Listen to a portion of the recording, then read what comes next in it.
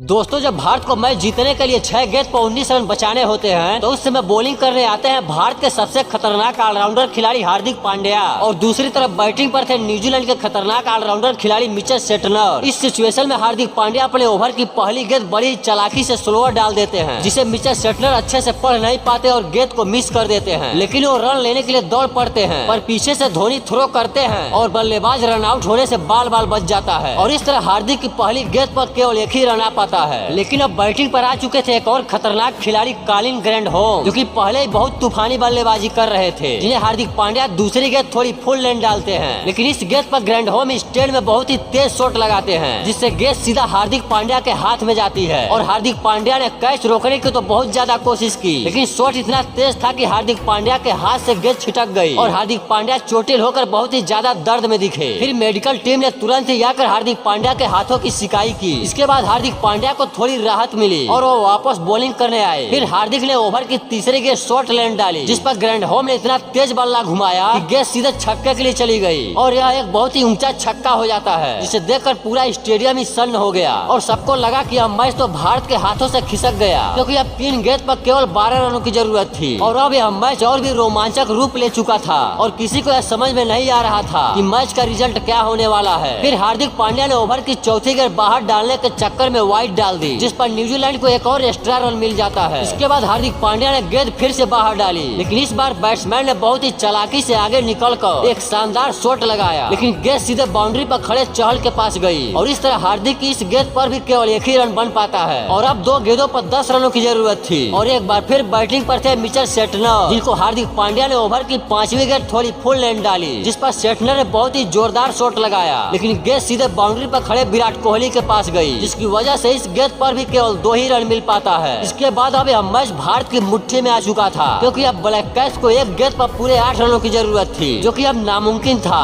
इसके बाद हार्दिक पांड्या ने ओवर की आखिरी गेंद बाहर डाली, जिस पर सेटनर ने बल्ला तो बहुत जोर का घुमाए, लेकिन गेंद सीधे बाउंड्री पर खड़े फील्डर के पास गई और इस गेंद पर भी केवल 2 ही रन मिला। इस तरह हार्दिक पांड्या की शानदार गेंदबाजी की वजह से भारत यह मैच 6 विकेट से जीत गया। अगर आप भी हार्दिक पांड्या को भारत का सबसे खतरनाक ऑलराउंडर खिलाड़ी